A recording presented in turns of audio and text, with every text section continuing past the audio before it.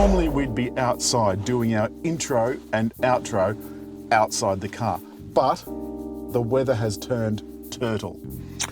I love the rain. It's gone horrible. Well, I like it too, but not when we're trying to do our reviews. But it does give us an interesting insight into the new Peugeot 5008. 5008.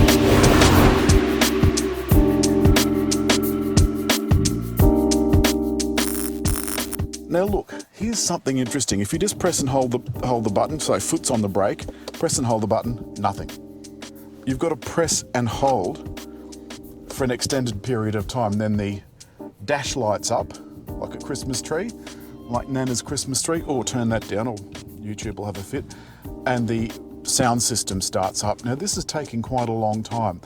While we're on the subject, why don't we take a quick look at the interior? This one has the option of the tasteful wood, replacing the Alcantara, which, look, to be honest, I quite like. I think as far as imitation wood goes, that's really nice. I seriously doubt it's the real thing.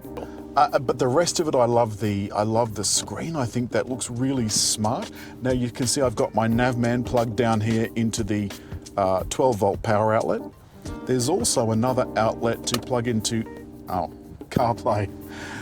And this is one of those ones that's a little bit difficult to see. It's so far back, but I got that in relatively easily. You know how some you can't get to, and there's nothing worse than not being able to get your fingers to it. Honda is the worst. Yes, because even with the gear stick out of the way. The console, absolutely gorgeous. It's got the 2 rows of piano keys, so piano keys here, and then these are also a row of buttons. Below, is it slightly angled to you? It is, yes. The whole thing is like that. The whole thing is a what we call a cockpit. So, do you like a cockpit? No. Well, You yes. don't? Well, yes, I do. Oh. In many ways, I like it to Because have you sounded like you had some hesitation. Come over here and have a look at this. What do you think that is? the cruise control. Cruise control. Now look, it's stuck down there. Everything's beautifully labelled. But when you move the steering wheel to where you'd be driving it, it blocks it out. So you've got to know what it is in order to be able to use the damn thing. Why not put them just up here? There's plenty of real estate. I don't want everything to be uniform, but you know, I'd like the select restore and that But I mean, to be look, similar. in a way, the steering wheel is the same. There's very few buttons on here. There's dials and rotary knobs and so forth, but it's not really uniform. And also, there's not a button to turn the lane control on and off. It's a setting.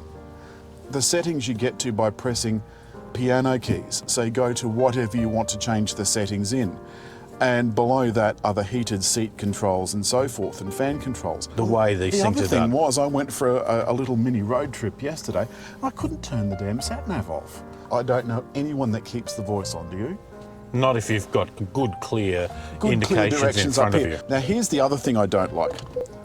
So this is the reverse camera, and that's the top-down 360-degree view, right? But it's not a true top-down 360-degree view. It's actually made by the cameras recording something, and it's stitching together a view. Now, why wouldn't they just give us cameras all around the car to give us a proper live view? So I never saw the fact that it was 2 vehicles beside us. I just saw it as a blocked out area. So it's not really very useful. The other thing is that the automatic windscreen wipers, you've got to actually press it once down and it all resets itself back to 0 again. So you can see I've got the iCockpit going on. So what I've got is a very tiny go-kart-like steering wheel with the paddle shifters attached to the steering column, which I like very much, though that gives this a sporting feeling that I don't think it's probably entitled to. It's more a feel than a reality. And I look over the top of this little flat-bottom steering wheel at what they're calling their iCockpit. So there's no heads-up display up here. It's all in this digital display here. And you always look over the steering wheel. Yes, as opposed to through the steering wheel in a conventional car, the instruments would be down here. And I think that's probably something that they've told me I'll get used to that I never ever have gotten used to. We've got a peculiarity going on here. When they rejigged 5008, now you went to the launch. When they rejigged 5008, they said there's now only one model, the GT. But that's not actually true, is it? No, they have variations within the interior that make it as though it were two. You would naturally call them two separate models. I would call them two models. Depending too on which engine you have as well. So the base model, which is this car, has the 1.6 litre what is it, PureTech or something? Yeah, whatever it is, petrol engine, which is attached to a 6-speed automatic, and I think that's a bit suboptimal, given that the diesel has a 8-speed automatic. And it's 8-speed automatic. A 2 litre. It has more kilowatts and more torque. It's also got drive modes, which I don't think, frankly, make a whole lot of difference because the car doesn't have all-wheel drive. And I think that's the other thing. I think that's what holds Peugeot back.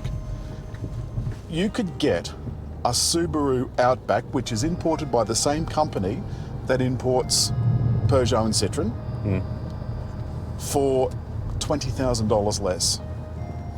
Okay, it's only got 5 seats, but we're showing you the third row of seats now, and I think that has got to be the ugliest third row setup I've ever seen in my life. From my engineering perspective, I'd also say it's not very practical. The elegance I will leave to your taste, but the folding down is a bit cumbersome, but also the folding down of the rear seats. Well, we couldn't get one seat down. Not all the way, and I jammed my fingers a bit in doing it. I really loved this car when it first came out. I'm starting to see a few little foibles. I think it puts it very much in the class of an urban family wagon, as opposed to an SUV. Well, I'm putting the figures up now, and you can see that last month, Subaru Outback, just that one single model range, outsold the 5008 range significantly. In fact, they sold more Subaru Outbacks than Peugeot sold Peugeots and Citroens. Peugeot's positioning is one of, in some ways, desperation. It is trying to be an elegant prestige car, but its numbers are reflecting its exclusivity all in the wrong way. They're hardly selling any. Now, having said that, it sounds like I'm very down on this, and I'm not. It is a joy to drive. It is an absolute joy to drive. It feels this is what it's going to be doing, driving around streets like this. It's going to be doing school runs, it's going to be doing that sort of stuff. And the base model of this car is 51,990. The diesel is 59,990. Let me tell you what options this has fitted. Nappa leather, these seats, which includes the heated front seats and electric driver's seat. So I've got to schlep around with levers, which I find a bit disappointing. You can also have a rub with that seat. There it is, yeah, I've got it. And up here you'll notice it's got a menu. And you can say, I want low, medium or high intensity, and you can decide what kind of massage you would like to have. Would you like to have lumbar, shoulders, stretch? Let's have a stretch. Now it's a little more, so down low intensity, that's just a little something for your drive home of an evening. But the question I have to ask myself is, it brings this 51,990 car up to 56,630. Now, if you just bought the diesel, you'd have all that stuff. Oh, it comes standard. Plus a sunroof. You managed to get that into gear with no problem? Well, technically I'm adept. Did you say technically you're adept? At what? Oh dear. Oh, I think some wee came out. So, now that you've driven the car for a little bit, you had to drive earlier on in the week, why don't I pop it into sport mode? You can see how that toughens it up. Shall I do that? Yeah. No, I haven't put it into sport mode. No, I'm doing before. And oh, after. I see, right. I put you... Okay, you're in sport mode now. Ah, yeah, that's... Well, you are going down a hill too, so I'd hope it'd feel nippier going down a hill. That's... But the ride is absolutely sensational. Peugeot has always had brilliant ride. That's It holds it never in been an issue. gear, in It lower does. gear as I go It down a does. hill and brake. Now, I've noticed my fuel consumption has been fairly good. My steering felt lovely, the ride felt brilliant. I really don't have any complaints about this car, except for the price. I think it is $20,000 too much. So it's good night from me. Good night from him. And if you've liked the film, don't forget, leave a comment Make a like. and Subscribe. subscribe just over here, I think.